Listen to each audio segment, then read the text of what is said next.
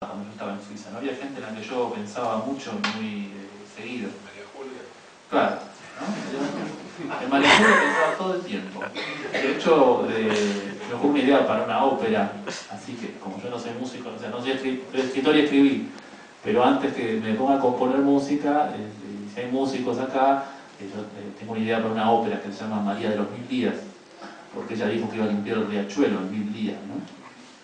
Entonces me pareció que ese era un tema así interesante.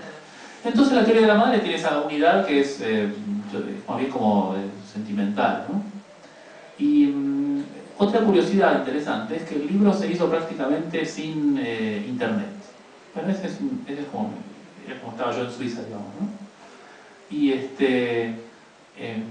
interesante es eso, como que yo no usaba me he hecho socio de una biblioteca, entonces me basaba todo en libros, no quería ir a internet para averiguar nada, ¿no? Como que no quería, o sea, usaba internet para otras cosas, para mirar pavadas, pero me había decidido a no hacer nada serio, ¿no? De hecho, solamente usaba internet para encargar los libros en la Biblioteca Central de Lucerna, usaba ese sistema. Entonces, esa también es la curiosidad, que es un libro que se escribió como si por algún motivo internet estuviera prohibida o hubiera dejado de existir. Creo que es otra de las curiosidades, ¿no? Y que eso contribuye por ahí a una especie de fuerza absurda que creo que tiene que ver con una especie de fanatismo embolsado, que no sería posible si uno, que todo el silencio que uno lo rodeaba también se ve así, porque no es lo mismo que uno está de mal humor, sale, se encuentra con un amigo y te dice vamos a tomar una cerveza o algo.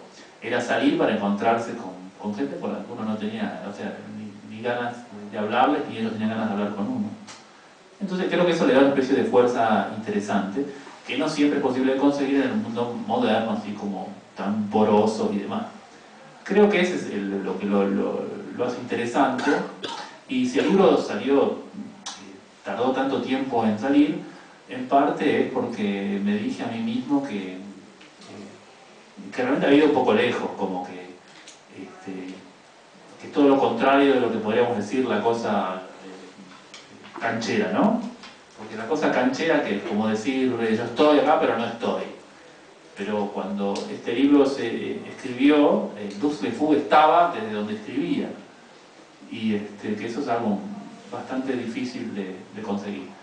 Bueno, yo no sé si tengo mucho más para aclarar. Una pregunta.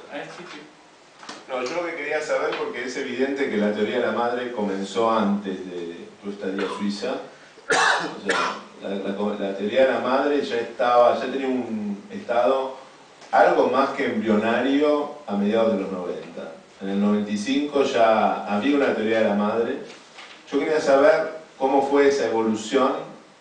Vos hablaste un poco, uno puede deducir de lo que dijiste que de hecho este encapsulamiento, vos ya tenías elementos para darle una forma textual a este encapsulamiento, ¿no? Con así en los Alpes. Pero quería saber eso, digamos, porque de hecho es un trabajo o es una teoría que tiene más de 2 lustros, diría hasta 3. Sí, es cierto lo que Rafael dice, pero justamente lo que me pasaba es que los elementos de la teoría estaban ahí, pero esos elementos me avergonzaban. En circunstancias normales jamás los hubiera publicado, porque una parte mía me decía, no puedes ser tan vulgar, no puedes ser tan básico, no puedes tener tanto resentimiento sin licuar, sin digerir, sin disolver en la circulación social. O sea, me decía a mí mismo, sos un idiota, así que eso mejor cállatelo. Pero estando en Suiza, lo que terminó saliendo así como que fue esto, digamos, ¿no? Pienso que justamente sin haber estado en Suiza seguramente no hubiera tomado un sistema, no hubiera sido algo escrito, se hubiera transformado a lo mejor en otra cosa, ¿no? En una escultura. Ahora yo lo que quería volver a preguntarte sobre el tema es ¿qué sentís que le agregaste y qué sentís que se quedó en aquella primera etapa de los 90, digamos, ¿no? O sea, ¿qué fue lo que vos qué le sumaste a aquello y qué restaste de aquello? O sea, la idea de la teoría de la madre, vos tenías esos elementos, después vas a Suiza. ¿Qué pasa? ¿Cuál es la transformación? ¿Cuál es el estado suizo y cuál es el estado argentino de aquella teoría irrecuperable? Claro, que el estado argentino es como decir, es un espíritu maligno pero me va a abandonar. Y cuando estaba en Suiza me di cuenta que lo único que me acompañaba era ese espíritu maligno, y nada más. ¿Tenía alguna forma especial esa madre? Digo. Es que... Porque yo digo esto de una manera bastante capciosa, porque en el imaginario lindneriano, sobre todo, me acuerdo de una muestra en Clem, bueno, en un diálogo imperdible de Lux con Clem en la televisión, de Luis en aquella época, porque estamos hablando de una época pre-Lux, él le dijo muy suelto de cuerpo a Clem: yo no quiero quedar en la historia del arte, sino quiero quedar en la historia de la sociología, ¿no?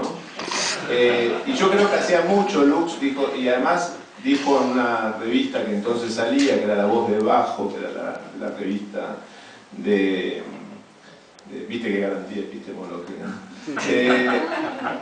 que era la revista del restaurante Filo, él dijo: yo sé que cuando me muera se va a abrir un cráter en la tierra y muchas procesiones de San José de Calasanz y demás van a peregrinar a ver ese gran cráter con mi cara. Y es un cráter que se va a ver desde varias alturas como las pistas de Nazca. Esto es porque Lux ya venía con un ideario tipo von Däniken, ¿no?, de Recuerdos del Futuro, y pensaba que esa era una buena razón, ¿no?, que ya pensaba en las obras monumentales, por eso yo hablé también del Gigante. Eran obras, también hablamos mucho del Payo Roqué, me acuerdo, ¿no?, que era así un tratante de blancas de la época de José Ingenieros.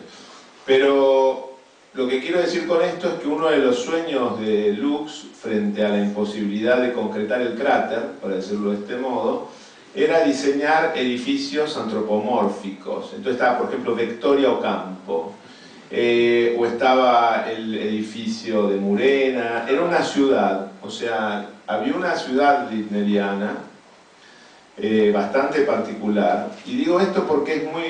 que aparece en los cuadros. Claro, por ejemplo, en el caso, empieza en realidad con una especie de arca de Noé, que es la cosmonave justicialista, que es muy temprano, y después aparece esta ciudad.